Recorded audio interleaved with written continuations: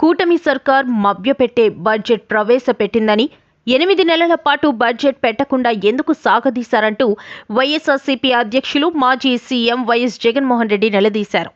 Budget పత్రాలే బాబు drama artist అని తేల్చాయి.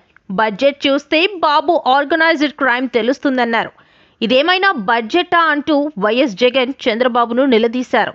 ఎన్నికల ముందు రాష్ట్ర అప్పులు 14 లక్షల కోట్ల రూపాయలు అని దుష్ప్రచారం చేశారు.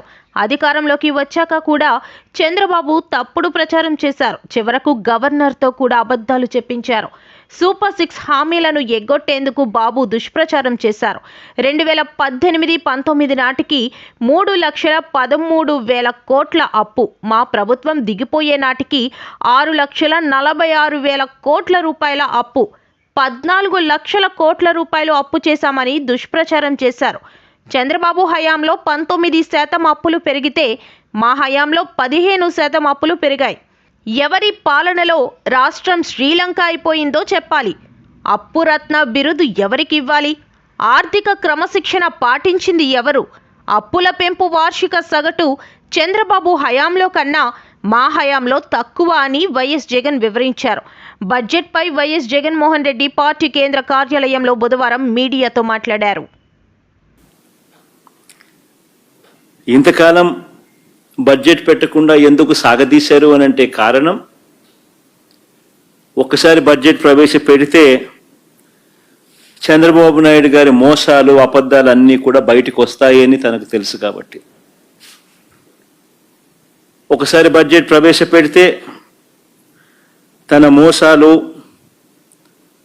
తాను చెప్పిన అబద్ధాలు అన్నీ కూడా బయటకు వస్తాయి.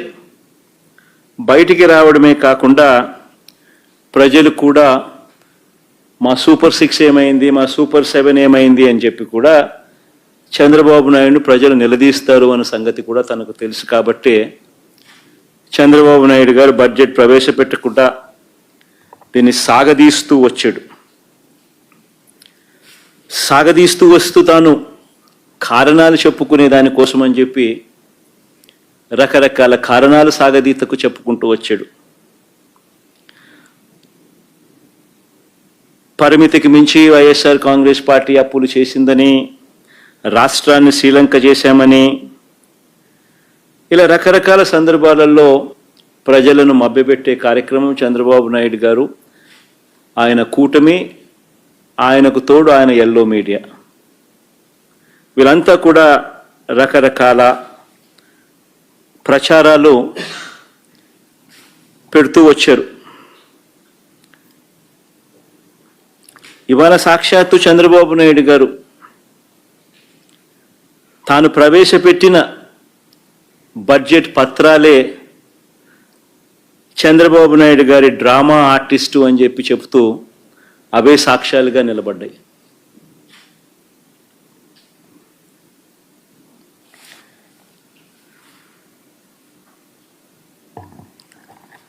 చంద్రబాబు నాయుడు గారు తాను చెప్పిన అబద్ధాలు ఎలా ఉంటాయి అని అంటే, ఆర్గనైజ్డ్ క్రైమ్ అనేది చంద్రబాబు నాయుడు ఎలా చేస్తాడు అన్నది నిజంగా ఈ బడ్జెట్ అనేది చూస్తే, తాను ప్రవేశపెట్టిన తీరు చూస్తే ఎవరికైనా కూడా సామాన్యునికి అర్థమవుతుంది. నిజంగా ఒక ఆర్గనైజ్డ్ క్రిమినల్ ఏ మాదిరిగా చేస్తాడు. తానే ఆర్గనైజ్డ్ క్రైమ్లో భాగంగా ఎలా ఉంటుందనంటే, చంద్రబాబు ముందుగా తన చేతిలో ఉన్న తన ఎల్లో మీడియా ద్వారా పదే ఆర్గనైజ్డ్ క్రైమ్ ప్యాటర్న్ చెప్తా ఉన్నా ఎలా ఉంటుందనంటే,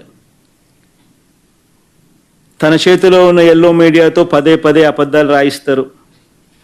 ఆ తర్వాత అదే విషయాన్ని ఇదే చంద్రబాబు పదే పదే మాట్లాడుతూ పోతాడు. పనిలో పనిగా అంటే అప్పుల విషయంలో, ఆంధ్ర రాష్ట్రానికి సంబంధించిన అప్పుల విషయంలో ఆంధ్ర రాష్ట్రం శ్రీలంక అయిపోతుంది అని చెప్పి దుష్ప్రచారం చేస్తూ ఆర్గనైజ్డ్ క్రైమ్గా ఏ రకంగా వాళ్ళు తీసుకొని పోయారు అన్న విషయాలు నేను చెప్తా ఉన్నా. పదే పదే తన చేతిలో ఉన్న ఎల్లో మీడియాతో అబద్ధాలు రాయిస్తారు. ఆ తర్వాత అదే విషయాన్ని పదే పదే చంద్రబాబు మాట్లాడతారు. పనిలో పనిగా ఆ తర్వాత తన దత్తపుత్రుడితోనూ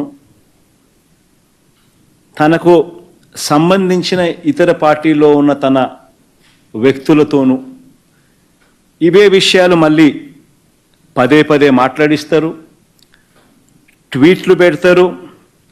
చివరకు దాన్ని ఒక అంతర్జాతీయ అంశంగా కూడా మారుస్తారు. ఇదంతా ఆర్గనైజ్డ్ క్రైమ్లో భాగంగా వీళ్ళంతా కూడా చేస్తారు.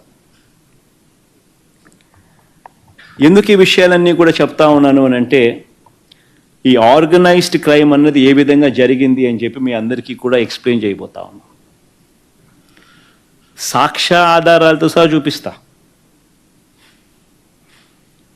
మామూలుగా అయితే మీ అందరికీ తెలిసిన విషయమే, నాకు తెలిసిన విషయమే, అందరికీ తెలిసిన విషయమే, కామన్ సెన్స్ ఉన్న వాళ్ళు అందరికీ కూడా తెలిసిన విషయమే. ఏ రాష్ట్రమైనా కూడా ఏ ప్రభుత్వాన్ని తీసుకున్నా కూడా ఆ ప్రభుత్వం అప్పులు చేయడము, అప్పులు తీసుకోవడం అన్నది బడ్జెట్లో భాగమే. ఇవన్నీ సర్వసాధారణంగా జరిగే విషయాలే. ప్రతి ప్రభుత్వానికి, ప్రతి రాష్ట్రానికి ఎఫ్ఆర్బిఎం లిమిట్స్ ఉంటాయి. కేంద్ర ప్రభుత్వం చెప్తుంది జిఎస్డిపిలో ఇంత పర్సెంటేజు మీరు బారో చేసుకోవచ్చు అని.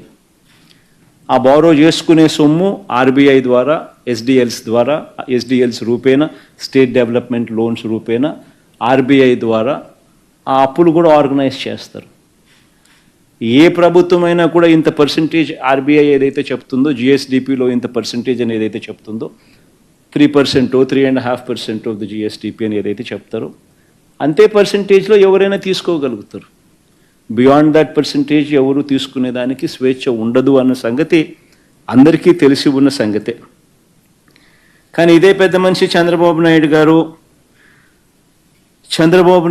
ఏ రకంగా ప్రచారాలు చేశారో, చంద్రబాబు నాయుడు గారి కూటమి ఏ రకంగా ప్రచారం చేశారో, చంద్రబాబు గారి ముఠా ఏ మాదిరిగా ప్రచారం చేశారో మీ అందరికీ తెలుసు. ఏ బ్యాంక్ అయినా కూడా రుణాలు ఎవరికైనా కూడా రాష్ట్ర ప్రభుత్వానికైనా ఇవ్వాలన్నా ఇది ఒక ప్రొసీజర్. ఒకవేళ కార్పొరేషన్లు ఏదైనా లోన్లు తెచ్చుకోవాలన్నా కూడా ఆ కార్పొరేషన్ను కూడా ఇష్టం వచ్చినట్టుగా లోన్లు తీసుకునే పరిస్థితి కూడా ఉండదు. ఏ బ్యాంక్ అయినా కూడా చంద్రబాబు ముఖమో జగన్ ముఖమో చూసి ఇవ్వరు. రాష్ట్ర ప్రభుత్వానికి లేదా ఒకవేళ కార్పొరేషన్ తీసుకునే జరిగితే ఆ కార్పొరేషన్ తీర్చగలుగుతుందా లేదా అన్న కెపాసిటీస్ని ఆధారంగానే తీసుకుని ఇస్తారే తప్ప చంద్రబాబు సుందర ముఖార విందాన్ని చూసో, జగన్మోహన్ రెడ్డి సుందర ముఖార విందాన్ని చూసో ఎవరు ఏ బ్యాంకులు లోన్లు ఇవ్వరు. రాష్ట్ర ప్రభుత్వానికి కానీ, రాష్ట్ర ప్రభుత్వాలకు సంబంధించిన కార్పొరేషన్లకు కానీ ఏదైనా లోన్లు ఇచ్చేటప్పుడు ఇవన్నీ కూడా వాస్తవాలు అయినప్పటికీ కూడా ఏ రకంగా తప్పుడు ప్రచారాలు చేస్తూ, ఏ రకంగా ఒక పద్ధతి ప్రకారం, ఒక ఆర్గనైజ్డ్గా ఏ రకంగా పద్ధతి ప్రకారం వీళ్ళు తీసుకొని పోయారు అబద్ధాలు చెప్తూ అన్నది ఒకసారి నేను చెప్తా. 5/4/2022 ఫస్ట్ పోదాం. అంటే 2022 సంవత్సరం నుంచి స్టార్ట్ చేస్తారనమాట ముమ్మరంగా ఈ ప్రచారాన్ని. అంటే వీళ్ళ ప్రచారానికి ముఖ్య ఉద్దేశం ఏంటి అని అంటే, జగన్కి ఎవరు లోన్లు ఇవ్వకూడదు, జగన్ ప్రభుత్వానికి